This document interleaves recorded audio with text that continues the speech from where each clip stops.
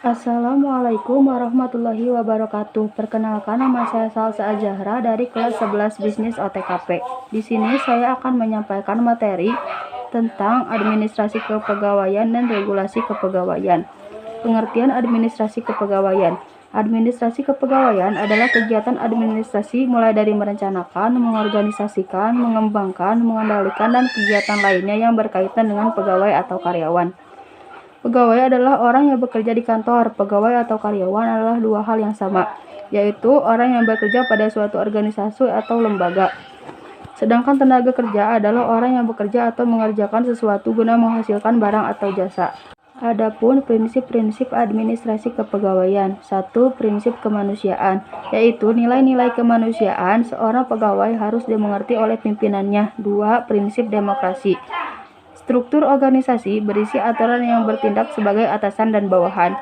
3. Prinsip the right man on the right place, yaitu penempatan posisi pegawai yang tidak tepat di bidangnya, bukan keahliannya, berdampak buruk bagi perusahaannya, bahkan menuju ambang kehancuran. 4. Prinsip equal pay for equal work, yaitu seseorang mengalami permasalahan dalam penghasilan disebabkan oleh adanya standar kuantitas dan kualitas yang telah ditetapkan oleh standar yang berlaku. 5. Prinsip kesatuan arah dan tujuan. Setiap golongan pekerjaan yang sama harus mempunyai satu rencana yang dipimpin oleh satu orang agar tujuan menjadi jelas. 6. Prinsip komando, yaitu pegawai melaksanakan pekerjaan berdasarkan perintah atau instruksi dari pemimpin. 7. Prinsip efisiensi dan produktivitas kerja. Efisiensi yaitu penggunaan SDM secara tepat tanpa pemborosan dengan hasil yang maksimal.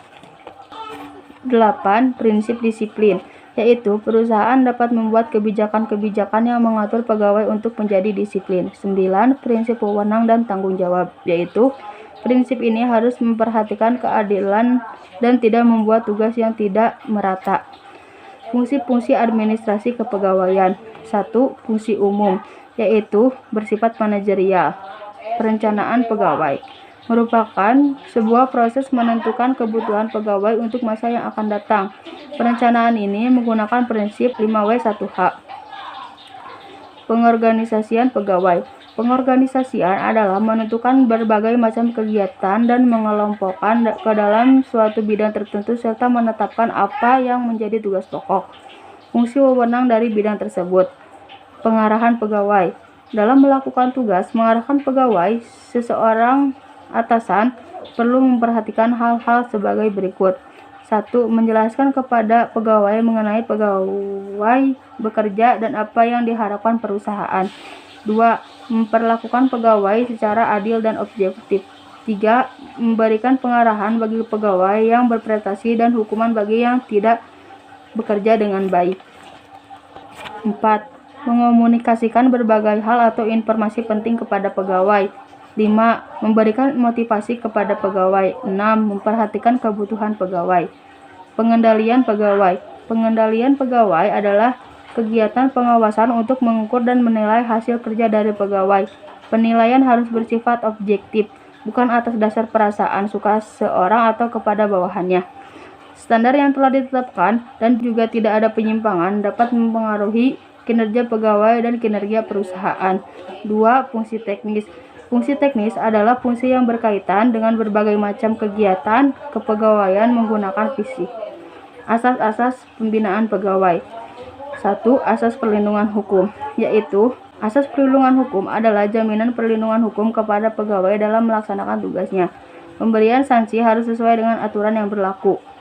2. Asas legalitas. Asas legalitas merupakan suatu jaminan dasar bagi kebebasan pegawai mengenai apa yang dilarang dan apa yang harus dilakukan secara cepat dan jelas.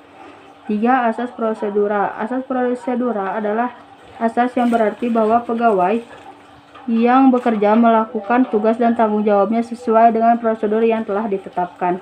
4. Asas penyelenggaraan kepentingan umum.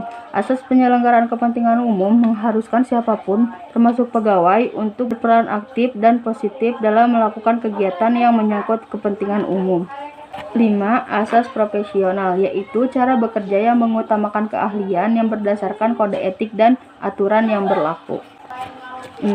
Asas akuntabilitas, yaitu asas ini pegawai harus bertanggung jawab profesionalisme, dan menyelesaikan pekerjaan sesuai dengan SOP atau standar operasional prosedur, mulai dari perencanaan, pelaksanaan, sampai pada pelaporan hasil kerja. 7. Asas pendelegasian wewenang, hubungan kerja yang jelas, dan kerja sama antar koordinasi pegawai. Setiap pegawai mempunyai keterbatasan waktu, tempat, keahlian, biaya, maupun keterbatasan lainnya. Di dalam pembagian tugas harus memperhatikan beberapa hal: SDM, kemampuan, dan kompetensi yang dimiliki oleh setiap pegawai.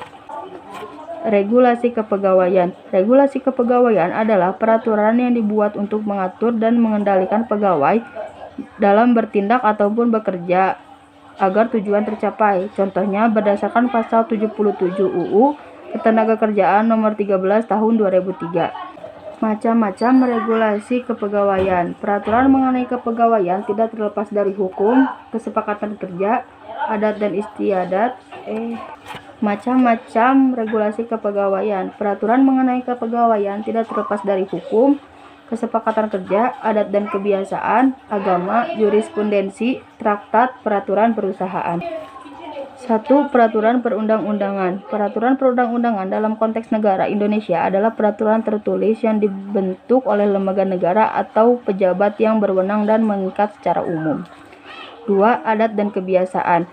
Pengaruh dan peran adat juga menjadi salah satu hal yang harus dipertimbangkan, khususnya bagi para pemilik perusahaan dalam menjalankan perusahaan, misalnya dalam perekrutan, pembinaan, bahkan sampai pada pemutusan hubungan kerja.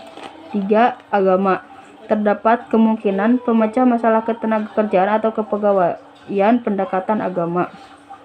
4. Jurisprudensi. Bahwa jurisprudensi adalah keputusan hakim terdahulu yang dapat dijadikan dasar untuk pengambilan keputusan hakim berikutnya yang telah berkekuatan hukum tetap dan mendapatkan persetujuan dari Mahkamah Agung. Hakim dapat menggunakan jurisprudensi apabila terjadi sengketa di bidang kepegawaian. 5. Traktat. Traktat adalah perjanjian internasional yang dibuat antar negara di dunia dalam bentuk tertentu. Banyak tenaga kerja Indonesia yang bekerja di luar negeri, begitupun sebaliknya. 6. Peraturan kerja atau perusahaan.